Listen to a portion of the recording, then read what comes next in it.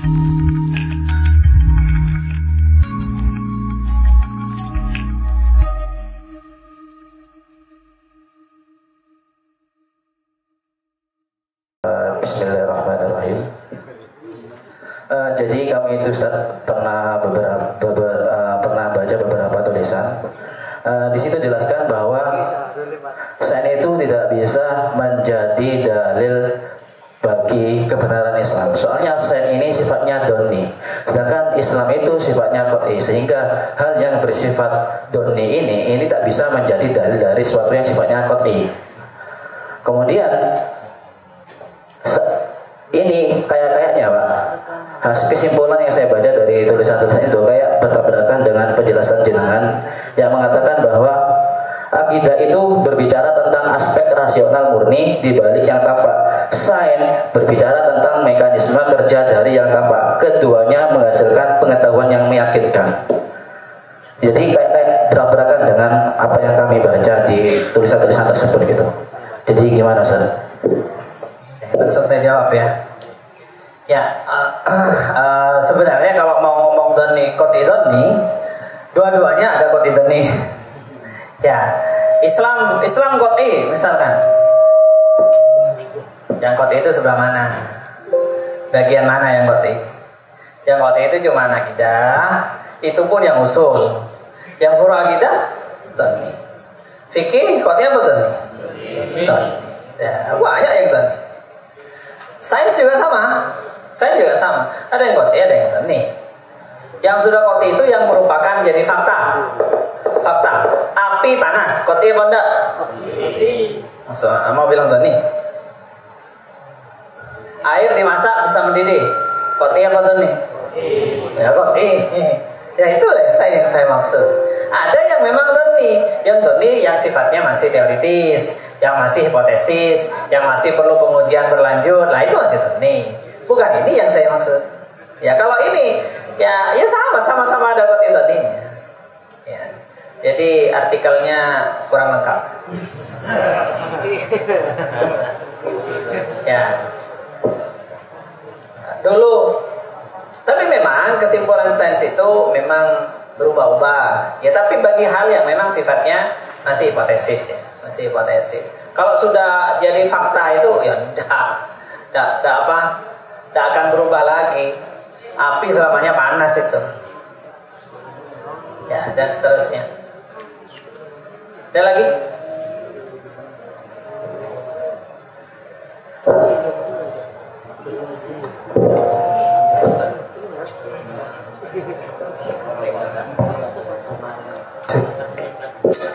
Bismillahirrahmanirrahim. Assalamualaikum warahmatullahi wabarakatuh. Terima kasih ilmunya Ustaz. Barusan sudah dijelaskan sama jenengan mengenai tentang sains dalam perspektif tentang kalimat wajah. Yang kami tangkap salah satunya adalah tentang perkataan daripada salah satu saintis yang bernama Stephen Hawking yang mengatakan bahwa agama itu sebatas otoritas. Kalau memang Quran mengatakan seperti ini, maka hasilnya seperti ini. Sedangkan menurut saintis, menurut Stephen Hawking, itu bahwasanya adanya eksperimen atau observasi yang berulang-ulang dan hasilnya akan sama. Dan yang menang adalah sains. Yang ingin kami tanyakan, sebatas mana andaikan kita menemukan orang yang di situ memang lintas agama atau memang sepemikiran dengan kita dalam artian sama-sama agama Islam, namun pemikirannya sepaham dengan Stephen Hawking dan jawabannya dari kita itu secara ijmalan itu sudah bisa ditangkap dan bisa diterima oleh orang tersebut. Ya mungkin sekian. Terima kasih. Wassalamualaikum warahmatullahi wabarakatuh. Waalaikumsalam warahmatullahi wabarakatuh. Saya tidak paham pertanyaannya. Kalau ada orang Islam sepaham dengan Hawking itu mengatakan agama itu cuma mitos. Kalau sepaham, berarti kan gak Islam.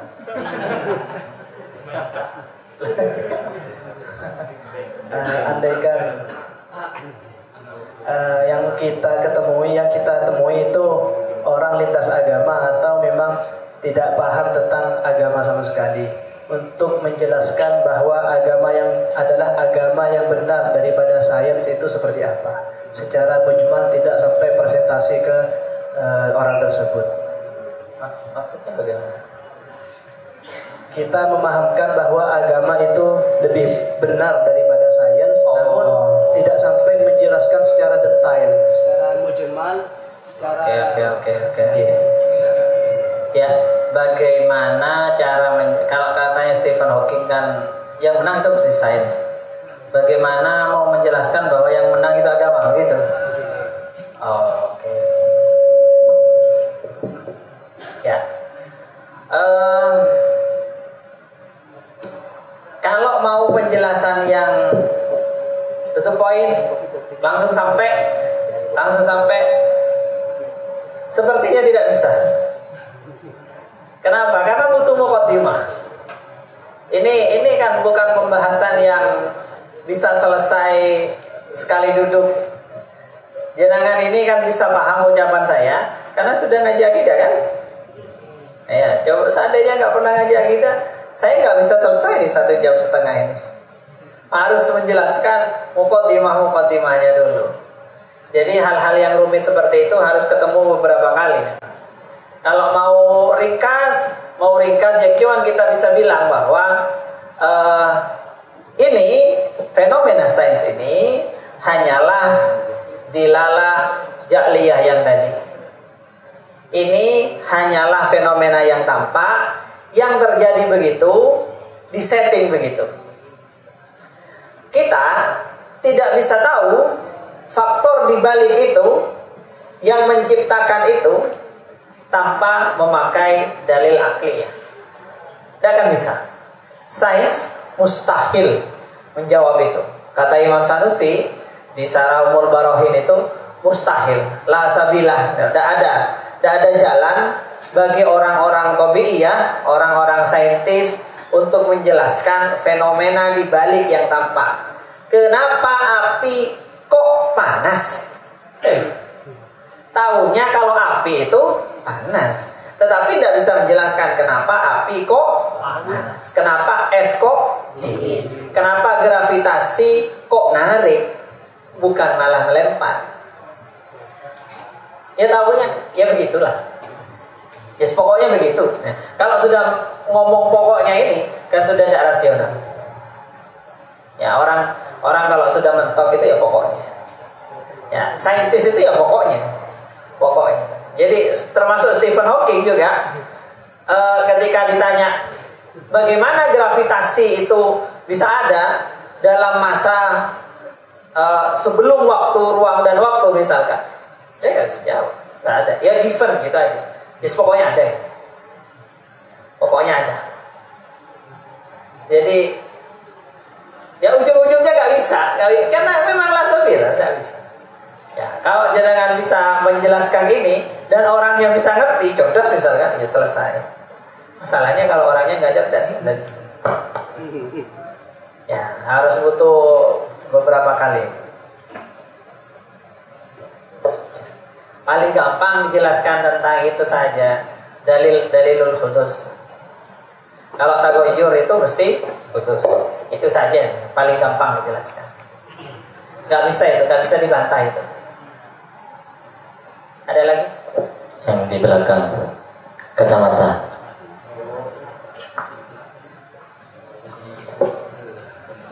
Assalamualaikum warahmatullahi wabarakatuh.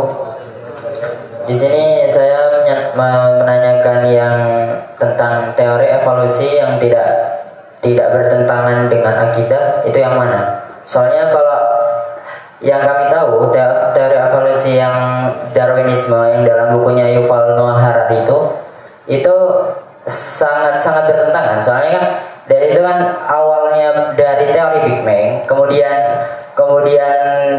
timbul reaksi biologi, kemudian jadi kimia, kemudian jadi fisika. Nah, setelah itu kalau dikaitkan dengan manusia hidupnya manusia itu dari kimia tersebut terbentuk suatu makhluk yang kita ketahui Homo sapiens itu. seperti kera. Nah, itu kan sangat menabrak dengan teologi Islam tentang turunnya Nabi Adam ke bumi.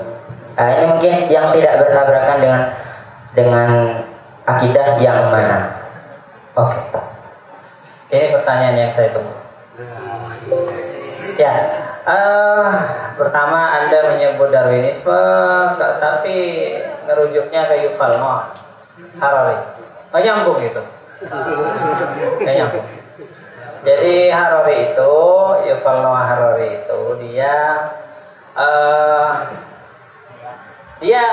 bukan Darwin. Teori Darwin jadi tentang seleksi alam, ya. Darwin itu beragama atau tidak? Nah, itu yang salah. Darwin itu orang Kristen, dia beragama. Darwinnya sendiri, ya. Kalau ngomong Darwinnya sendiri beragama. Makanya saya sarankan baca bukunya Nidal Gusom tadi. Ya, tapi bahasa Inggris. Bisa. Nah, itu Darwin itu beragama. Dia tidak menafikan agama. Tidak menafikan. Dia hanya bilang bahwa burung-burung di Galapagos itu dia mendapatkan bentuknya dari perubahan-perubahan yang pelan berdasarkan seleksi alam.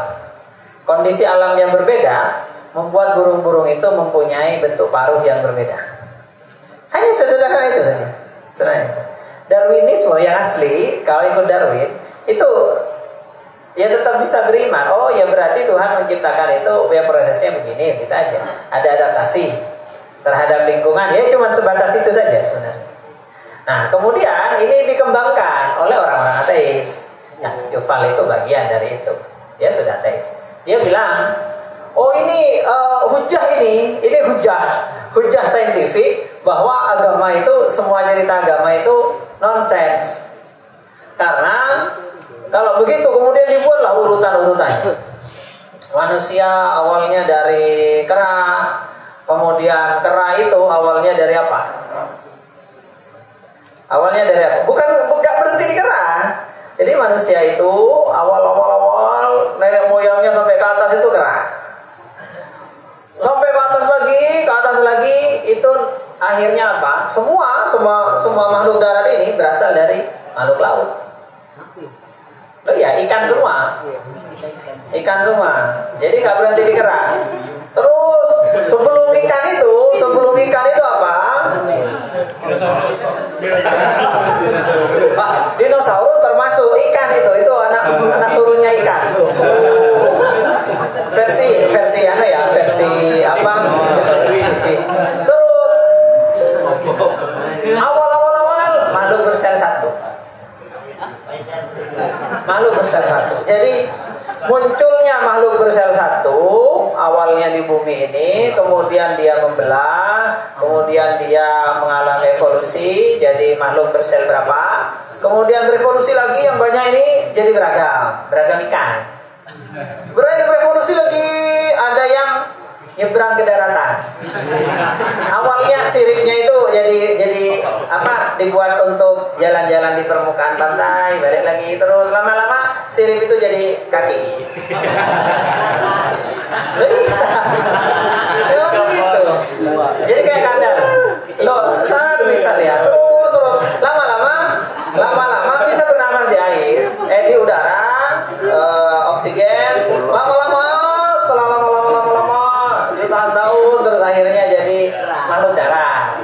Jadilah itu dinosaurus. Yang akhirnya dinosaurusnya yang gede-gede musnah, akhirnya terus jadi ayam. Ada lagi yang jadi kera, terus ada spesies kera ini pecah, ada yang tetap istiqomah di jalur kera, ada yang jadi manusia. Ya, oke,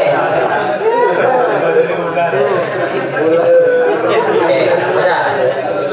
Ini teori evolusinya. Bertentangan nggak dengan agama yang mengajarkan bahwa manusia berasal dari Nabi Adam? Ya. Ini yang tadi ini teori sebenarnya. Teori. Yang ini, kalau yang ini bertentangan. Kalau yang ini. Tapi, apakah yang itu merupakan hal yang pasti? Ini bicara tentang sesuatu yang sangat lama. Ini banyak hipotesisnya. Bukan seperti kita bicara bahwa api ini kalau disiram ke air, airnya mati. Nggak kayak gitu. Bukan repetisi. Ini terkait dengan asumsi-asumsi, teori-teori. Lagi-lagi terlalu panjang masanya. Ini lebih lama dari teorinya Kiai Imaduddin itu. Nah iya kan lama itu yang dibicara. DNA gitu kan tidak bisa itu. Tidak bisa. Ini lebih lama lagi ini. Wah, lebih lama lagi, makin ya banyak asumsinya. Nah, bagaimana dengan Adam? Adam ini yang jelas Homo sapiens. Homo sapiens. Dia punya ciri-ciri Adam ini punya ciri-ciri yang nggak sama seperti manusia purba yang kita kenal. Manusia purba itu semua sepakat bodoh gitu. Iya, gak ada yang bilang manusia purba pintar, itu tidak ada. Tidak ada. Di bukunya Yuval gitu kan. Ya, nomaden kan? Kan begitu. Adam ini nomaden tidak? Tidak nomaden. Adam ini punya tempat, menetap, dan dia wa'allamal Adam al-asma'a kullaha. Dia pintar banget. Dan terus anak-anaknya diajari bertani dan beternak. Qabil Habil. Ya kan? Dia ciri manusia modern pertama. Dia bukan berasal dari bumi, diturunkan ke bumi. Saya bisa nolak itu enggak?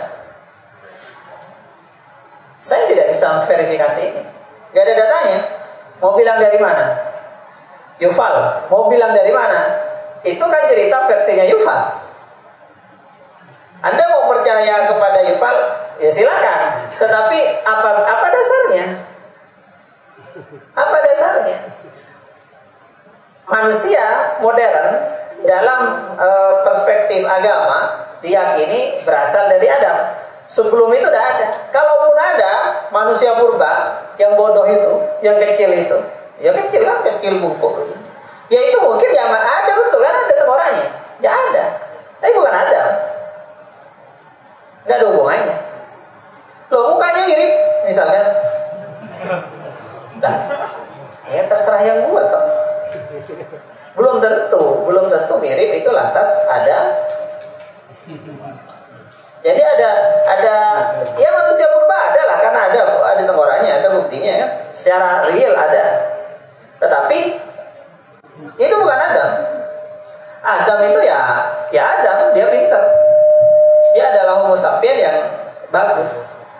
Nah, yang ada datanya bahwa manusia ada tengkorak manusia yang begini, ketemu tengkorak lain terus dihubung-hubungkan. Oh, berarti ini dasarnya dari sini, sebelumnya kayak gini. Nah kan, lah itu kan yang nyambungkan ini masalahnya.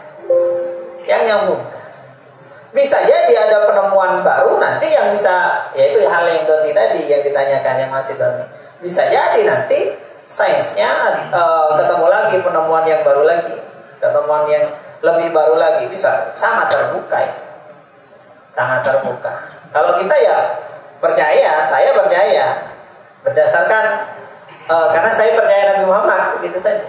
Karena saya percaya Al-Quran, ya sudah. Manusia modern dari Adam. Sebelum Adam ada enggak di Islam makhluk yang urus bumi? Ada. Namanya Jan. Pernah tahu? Biasanya Jan ini biasanya di tafsir-tafsir disebutkan, oh ini bangsa jin yang jadi manusia khalifah di bumi sebelumnya, yang ternyata gagal, kerjanya cuma perampok. Itu tafsir. Dari mana? Apakah mufasirnya dapat dari mana ini info? Tidak ada hadisnya. Kemungkinan dari Israiliyat. Nah terus bisa jadi yang Jan itu manusia purba itu tadi. Ya kalau ngomong bisa jadi lah ya. Ya, saya nggak bisa memastikan. Cuman kalau mau sama-sama berasumsi, berteori, tapi yang jelas bukan Adam. Adam karena tidak cocok dengan ciri-ciri Nabi Adam. Adam itu pintar, langsung rasional itu. Anak-anaknya dididik tidak nomaden, tapi berkebun, bertani, beternak. Itu sama sekali bukan ciri-ciri manusia purba itu. Cuman, ini bertentangan dengan sains juga, bertentangan dengan hipotesis sains yang ada sekarang. Bisa jadi nanti ada data-data baru. Ya. Atau kalau tidak, ya berarti datanya nggak ada, yang hilang, tidak bisa terverifikasi. Ya, begitu saja. Ya. Jadi info-info seperti itu ya tidak terverifikasi, gitu saja. Paling banter ya itu. Ada lagi? Dari kami sendiri, Bismillahirrahmanirrahim. Satu pertanyaan saja terakhir. Jadi kan dari penjelasan barusan, sains itu ranahnya ke hukum hati, yang mana hukum hati ini membahas tentang ilmu empiris. Jadi ilmu sains itu tidak bisa membahas tentang hal gaib.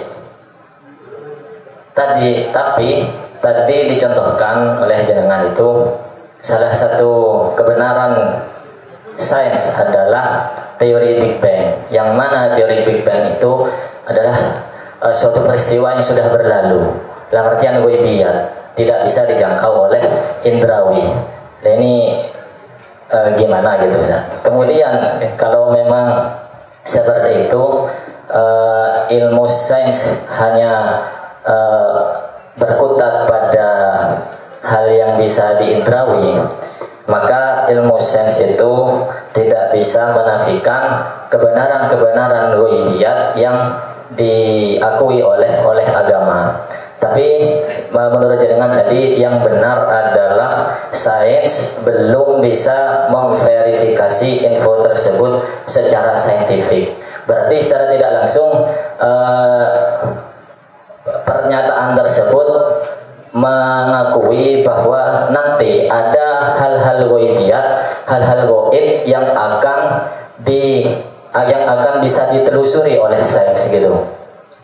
Bukankah dalam agama tidak ada yang mengetahui hal gaib kecuali Allah gitu. Kemudian bagaimana jenengan menyikapi teknologi yang bisa mengetahui jenis kelamin kandungan, dimana jenis kelamin kandungan itu termasuk ghaibiyat yang hanya diketahui oleh Allah semata. Mungkin itu cukup dari kami. Oke, baik. Bilangnya 1 ternyata 3. Ya, oke, Big Bang. Big Bang itu kan sudah lewat kan? Oh ini ada ceritanya. Jadi tahun berapa itu saya lupa, 60 berapa, ada pakai teleskop yang canggih, ketemu bahwa ternyata spektrum warna bintang itu berubah dari waktu ke waktu, setelah lama itu berubah. Nah, spektrum warna ini menunjukkan apa? Menunjukkan jarak. Itu berarti bintang-bintang itu satu sama lain ternyata bergerak. Bergeraknya gimana? Bergeraknya itu makin jauh. Akhirnya ketemu, ternyata alam semesta ini mengembang. Mengembang itu apa? Besar. Makin jauh, expanding. Nah, berarti dulu gimana? Dulu kecil-kecil terus titik. Nah itu dia. Nah ini logika saja, logika sederhana. Berarti begitu. Ya. Masih disebut teori, mungkin saja enggak. Itu sudah fakta. Karena asarnya jelas, pergerakan itu jelas. Jadi kalau sudah jelas begini, berarti awalnya begini, kan? Jelas. Ada bukti-bukti lain, latar belakang kosmik, ada apa? Macam-macam lah, macam-macam gelombang-gelombang dari masa lalu itu kelihatan, macam-macam buktinya. Oh itu Big Bang. Oke, akhirnya Big Bang dulu teori diperdebatkan, sekarang diterima semua. Oke. Terus karena itu bisa diterima. Jadi karena dalilnya sudah jelas. Terus kemudian apa lagi tadi? Apa ada kesan bahwa besok-besok hal gaib itu bisa diketahui? Ya, memang sepintas begitu. Tetapi sebenarnya kalau dibaca lagi tulisan saya tadi, itu diketahuinya nanti setelah kiamat. Iya, nanti ketemu lah yang gaib-gaib itu ketemu nanti. Jadi mati dulu, kiamat dulu, ketemu nanti. Di situ maka menjadi idrawi semua. Surga, neraka, semuanya idrawi itu semuanya. Yang gaib-gaib idrawi, terbongkar semuanya. Ya, mati aja sudah terbongkar itu. Itu maksudnya. Nggak harus di sini, nggak harus di sini. Bukan berarti terus besok-besok Allah terus kelihatan pakai teropong, bukan begitu. Bukan. Nah, terus kalau makhluk bisa jadi tidak menutup kemungkinan. Jadi seandainya mungkin berapa tahun lagi ketemu dimensinya jin misalnya, bisa jadi. Itu bukan hal mustahil. Bukan hal mustahil. Karena kan cuman beda kita nggak ngelihat aja kan. Bisa jadi. Bukan hal yang mustahil secara akidah. Kemudian bagaimana dengan ayat bahwa tidak ada yang tahu hal gaib selain Allah? Oh iya. Hal gaib apa itu? Yang tidak diketahui hal gaib apa? Gaib itu apa sih? Nah, gaib itu apa sih? Bisa terhindar. Tidak? Tidak terlihat dan tampak. Kalau ada temannya yang nggak hadir apa namanya? Tahu nggak sampean? Ada temannya nggak hadir, nggak datang, mana ini? Tuh di jeding. Tahu kan? Berarti tahu hal gaib. Loh, nah kan tergantung definisi hal gaibnya tadi. Apa dulu yang dimaksud hal gaib? Kalau hal gaib seperti itu tahu. Itu bukan hal gaib yang hanya Allah yang tahu, bukan itu. Hal yang gaib yang hanya Allah yang tahu itu misal kapan mati? Ada yang tahu? Kapan kiamat? Ada yang tahu. Nah, apa yang terjadi besok? Tidak tahu, hanya menyangka, hanya bikin rencana, nggak tahu kita. Oke. Bagaimana? Terus pertanyaan berikutnya, bagaimana dengan ini alat yang bisa USG yang bisa melihat isi kandungan, jenis kelamin di kandungan? Katanya hanya itu hal gaib dan hanya Allah yang tahu hal gaib. Sudah. Yang bilang itu hal gaib yang hanya diketahui Allah, jenis kelamin itu siapa? Sair. Nah, kan? Oh iya, ada referensinya. Oke, berarti referensinya yang salah. Karena ayat Quran bilang begitu enggak? Enggak. Yang di Quran apa ayatnya? Gimana ayatnya? Ma kan? Apa kan? Bukan jenis kelamin kan? Apa yang dikandung oleh seorang perempuan? Apa maksudnya pakai ma itu? Di tafsir ada. Itu misal yang dijelaskan nasibnya anaknya itu sakiyun au sa'id, kaya atau tidak, umurnya berapa. Ayo coba, bisa enggak USG menebak itu? Dan itu yang dimaksud.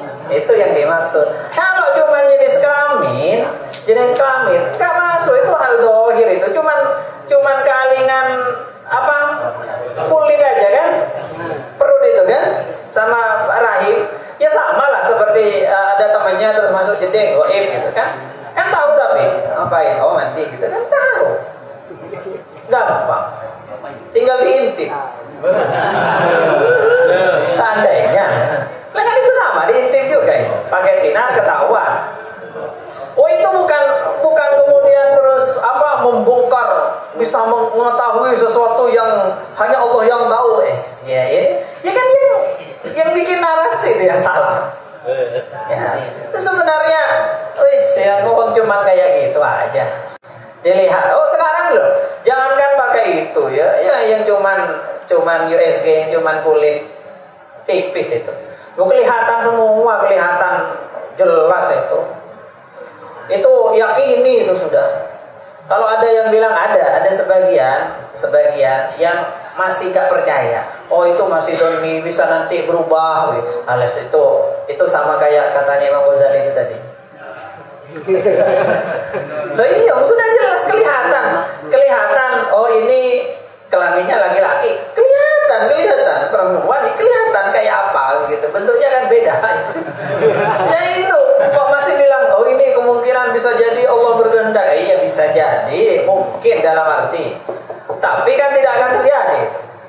Nah, itu akan berubah kayak itu sudah begitu hukum adi. Oke, jadi itu yang hanya Allah yang tahu. Dia umur berapa ini anaknya?